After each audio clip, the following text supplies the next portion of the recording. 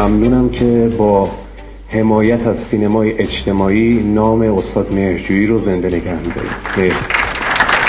خیلی خوشحالم که تو این فیلم بودم. تونستم یه نقشی رو ایفا بکنم که شاید یه تجربه مشترکی باشه برای خیلی از خانوما.